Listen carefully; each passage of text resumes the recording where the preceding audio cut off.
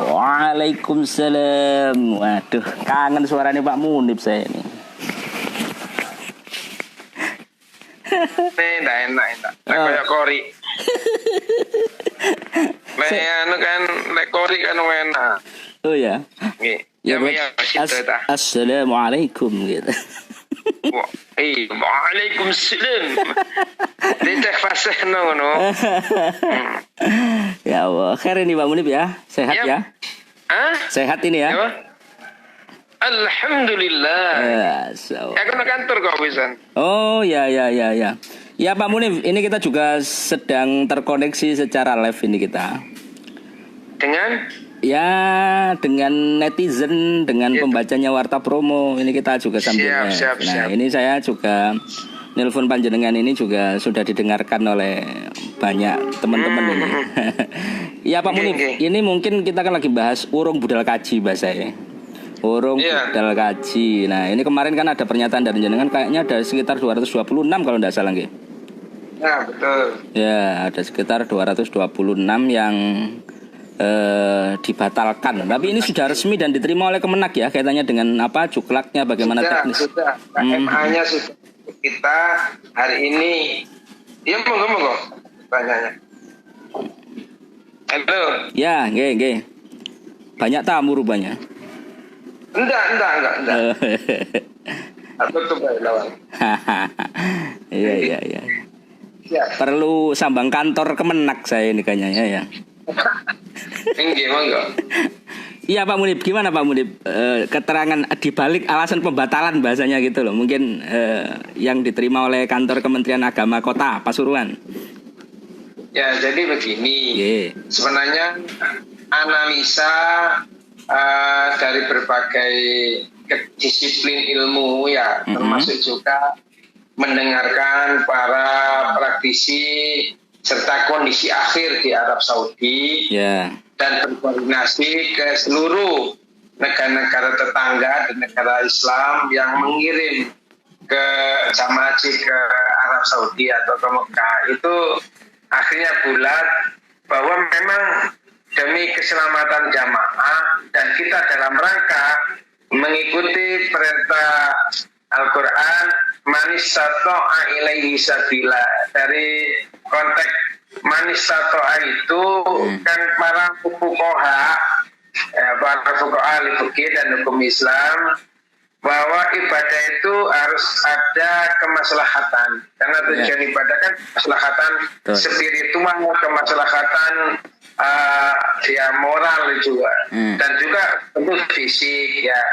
Maka ini bukan ujuk-ujuk langsung menteri pemerintah memberikan keputusan terburu-buru, enggak. Kita sudah menganalisis itu, bahkan lebih awal negara-negara Islam seperti Mesir itu berkoordinasi kepada kementerian kita, kepada pemerintah Indonesia, terus berkoordinasi, akhirnya juga memutuskan, Malaysia juga memutuskan, di ASEAN juga memutuskan untuk tidak mengirim itu. Alasan utamanya begini, karena musibah ini tidak bisa diprediksi. Ya. Dan pembatalan haji atau penundaan haji seperti ini itu kalau menurut sejarah sejak awal kita Islam itu kan ada 40 kali penundaan haji dengan berbagai macam. Pertama karena ada musibah, ada tahun, ada keamanan perang. Indonesia pernah melakukan seperti ini. Cuman bahasanya saat itu menunda. Kalau Pak Menteri kita ini sekarang kan membatalkan. Sebenarnya kalau ada pilihan kata itu sebenarnya tidak membatalkan. Menunda pemberangkatan haji ke tahun depan seperti itu. Gitu. Dan itu terjadi pada 1947 zamannya Pak Menteri Kafrawi. Saya baca di literatur itu juga hal yang sama, karena waktu itu ada peperangan di Indonesia, masih tidak kondusif, sedang berlangsung perperangan itu.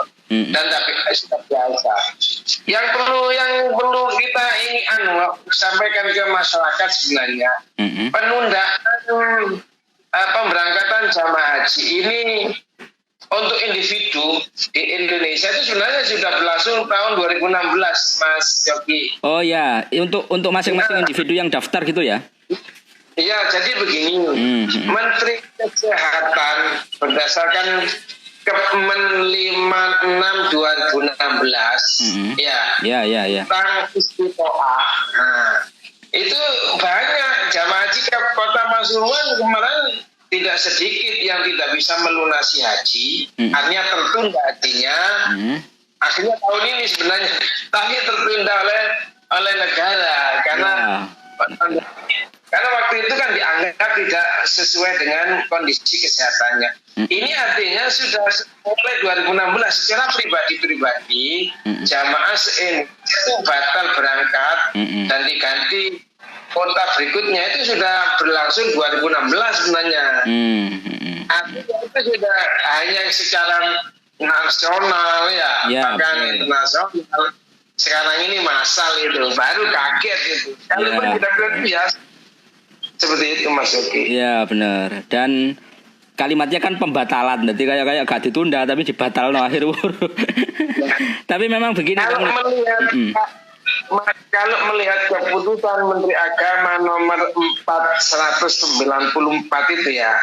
Sebenarnya kalimat pembatalan itu lebih dipilih kalian katanya. Yang kata lebih lain, penundaan. Penundaan. Substansinya menunda. Iya, jadi ya boleh-boleh saja lah. Itu lebih agresif atau lebih apa karena pembatalan. Ya, terus begini Pak Munib, apa sudah ada teknisnya nanti dalam proses pembatalan? Kan otomatis kan 2021 kan sudah ada kuota yang rencana akan diberangkatkan. Nah ini kan otomatis mundur itu nanti mundur semua atau mundur masing-masing 1 tahun ke belakang atau gimana Pak Munib? Terus apakah sudah ada sampai sejauh ini, apa sudah pernah dikumpulkan ini calon jamaah haji ini sudah dikasih penjelasan atau bagaimana nanti ya teknisnya? Rata-rata lunas kan semuanya Pak Munib, sudah lunas? Ya.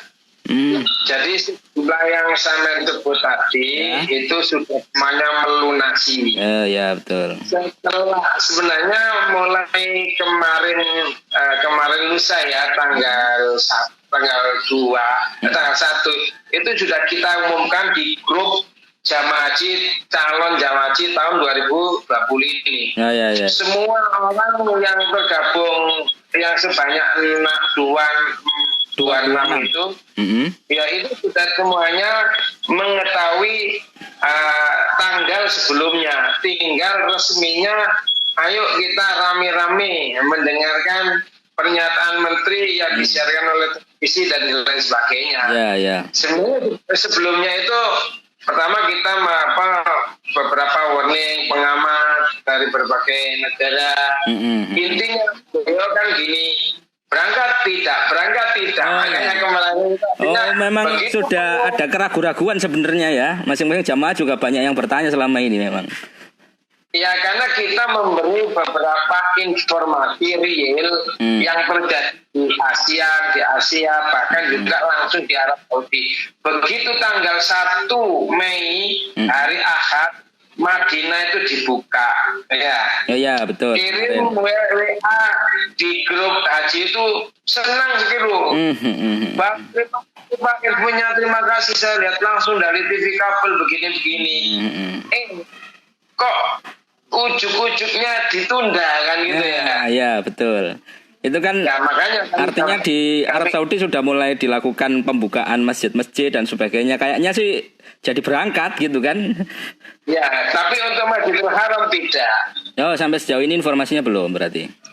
Saya dengan teman-teman mukimin yang tidak pulang masih tetap di sana.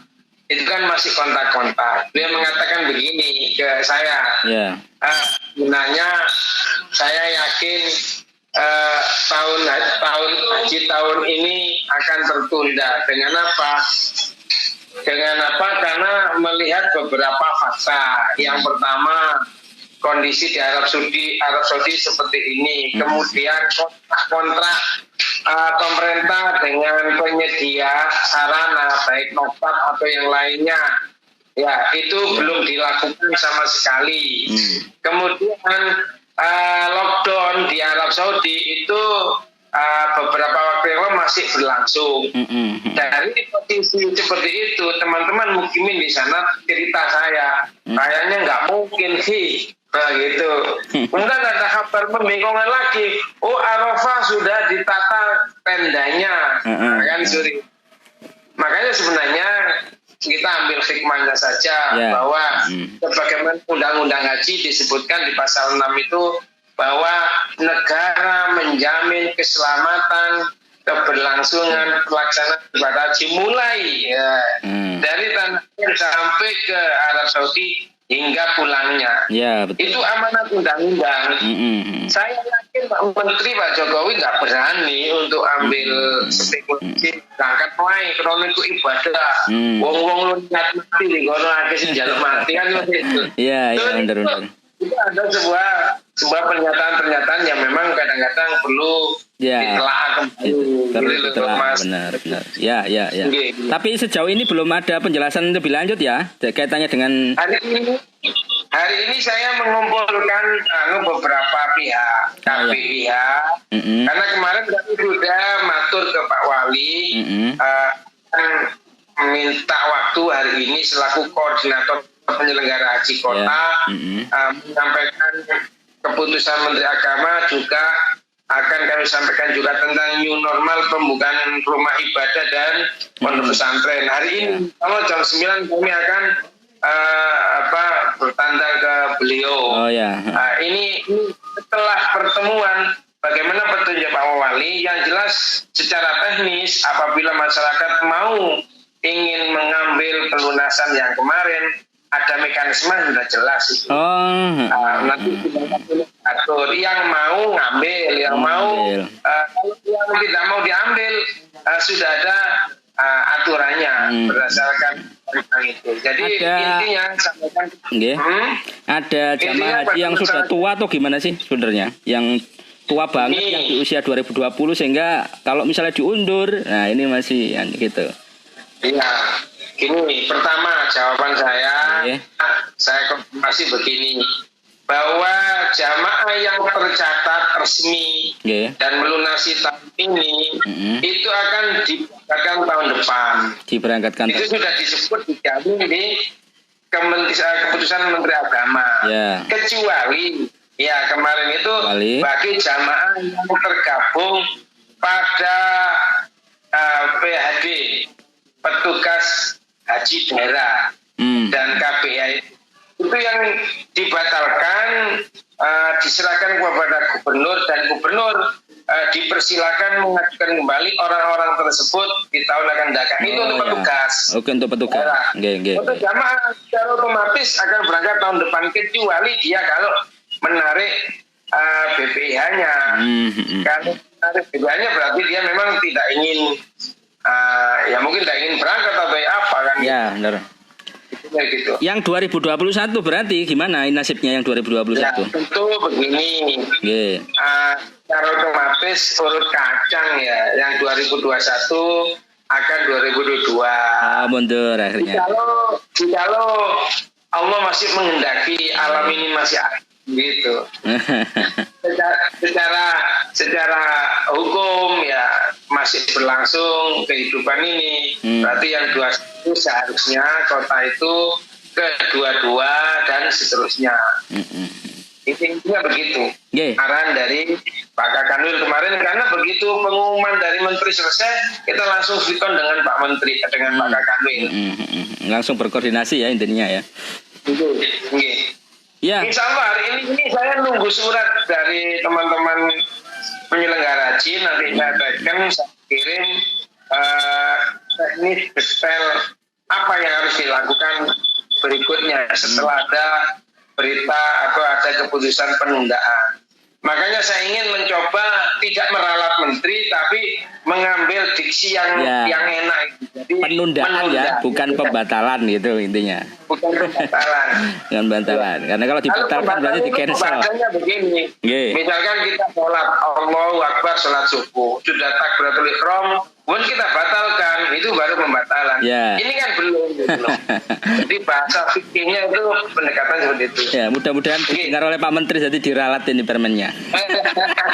Oh, nggak harus diralat, itu kan bahasa hukum boleh-boleh aja.